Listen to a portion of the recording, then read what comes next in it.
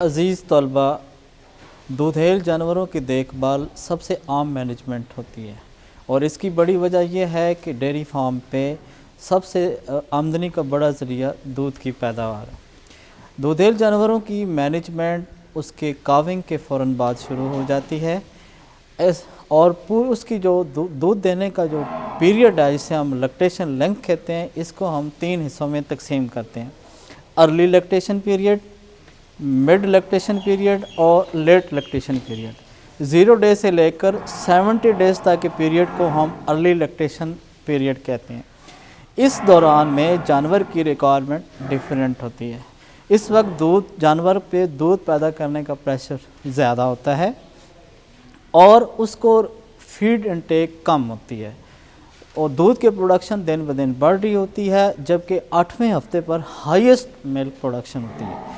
اس period کے دوران بعض اوقات جانوروں کو مختلف بیماریاں کا شکار ہو جاتی ہیں، مثلا ہائپوکیلسیمیا، چونکہ دودھ پیدا کرنے کی وجہ سے ہڈیوں سے کیلشیم کی ڈرین ہو جاتی ہے، جس سے کیلشیم کی کمی ہوتی ہے اور جانور جو ہیں وہ ہائپوکیلسیمیا کا شکار ہو جاتے ہیں۔ ایسے جانوروں کا علاج بہت آسان ہے کہ ان کو اگر آپ کیلشیم کی ڈرپ لگا دیں تو وہ فوری طور پر ٹھیک ہو جاتی ہیں۔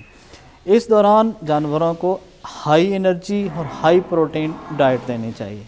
ارلی لیکٹیشن کے بعد جب مڈ لیکٹیشن کا ٹائم آتا ہے، اس وقت تک جانور کو ہم کوشش کرتے ہیں کہ جانور کی انسیمینیشن ہو جائے اور اس کا سروس پیریڈ کم سے کم ہو، اور جانور مڈ لیکٹیشن میں چونکہ پریگننٹ ہو جاتا ہے، اس وقت جانور کی ضروریات اور بڑھ جاتی ہیں۔ ایک تو اس نے دودھ پیدا کرنا ہوتا ہے، ساتھ ساتھ وہ حاملہ ہو چکا ہوتا ہے، تو دونوں کی ضروریات کو پورا کرنے کے لیے آپ کو فیڈ کا مینجمنٹ بہت خیال رکھنا پڑتا ہے۔ اس دوران دودھ کی پیداوار ہائیسٹ پیک کے بعد آہستہ آہستہ کم ہو رہی ہوتی ہے اور یہ وہ پیریڈ ہے جس وقت باڈی کنڈیشن بھی بہتر ہو جاتی ہے، جبکہ ارلی لیکٹیشن پیریڈ میں باڈی کنڈیشن سب سے کم ہوتی ہے۔ مڈ لیکٹیشن میں باڈی کنڈیشن بہتر ہو رہی ہوتی ہے، جانور حاملہ ہو چکا ہوتا ہے اور یہ پیریڈ ہوتا ہے 70 دن سے 200 دن تک۔ 200 ڈیز جب جانور کراس کر لیتا ہے، اس کے بعد آتا ہے لیٹ لیکٹیشن۔ لیٹ لیکٹیشن کے ٹائم پہ جانوروں کی جو فیڈ ہے وہ کوشش کرنی چاہیے کہ کنسنٹریٹ فیڈ کم کر دیں اور رفیج بڑھا دیں، کیونکہ اس وقت اگر آپ زیادہ کنسنٹریٹ ڈالیں گے تو جانور زیادہ موٹے ہو جائیں گے، اوور کنڈیشن ہو جائیں گے، جو کہ اگلی لیکٹیشن میں جانوروں کی پرابلم ہو سکتی ہے۔ تو اس لیے اس وقت آپ جانوروں کی ریکوائرمنٹ کم ہوتی ہے اور فیڈ اس حساب سے ایڈجسٹ کرتے ہیں۔ اب ایک بات میں آپ کو وضاحت کرنا چاہتا ہوں، وہ ہے ڈرائی پیریڈ۔